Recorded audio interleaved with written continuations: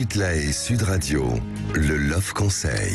Eh bien, Vincent Hupertan, puisque Alex nous dit qu'un bon amant, c'est celui qu'on prend quand on est marié, j'ai trouvé ce Love Conseil.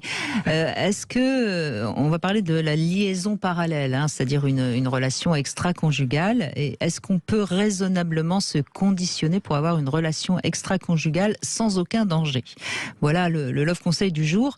Et évidemment, moi, je réponds non, ce qui ne veut pas dire qu'il ne faut pas l'avoir, cette relation extra-conjugale, mais on ne peut pas l'avoir sans danger, parce qu'il est impossible de rationaliser nos sentiments de toute façon.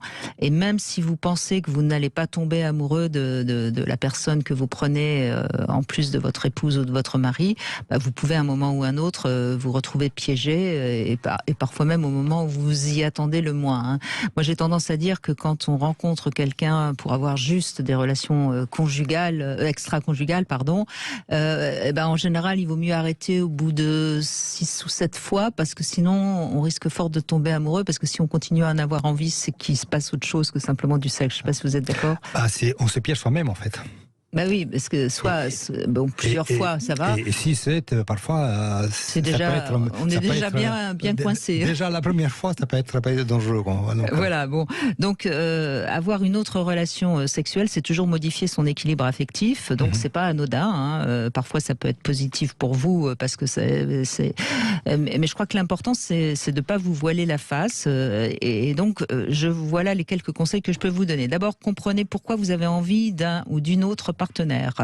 Voyez si vous êtes prêt à prendre le risque d'en payer le prix fort, sachant que le prix fort, c'est évidemment l'éventuelle rupture si l'autre découvre votre infidélité.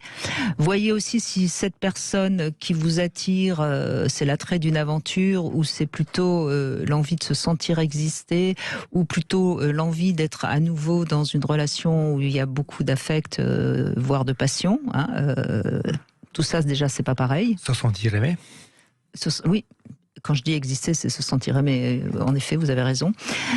Ensuite, voyez si vous n'êtes pas dans une phase de votre vie où tout est un petit peu trop fade, et que vous avez peut-être envie que ça bouge, vous avez peut-être envie qu'il se passe des choses dans votre vie.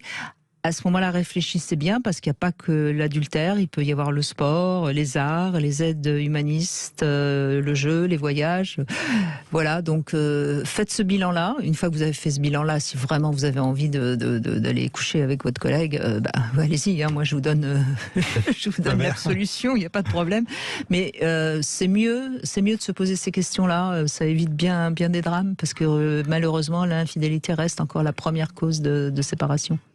Tout à fait.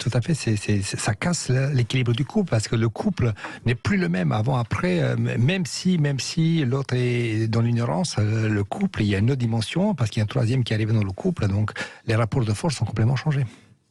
Voilà, c'était le Love Conseil du jour.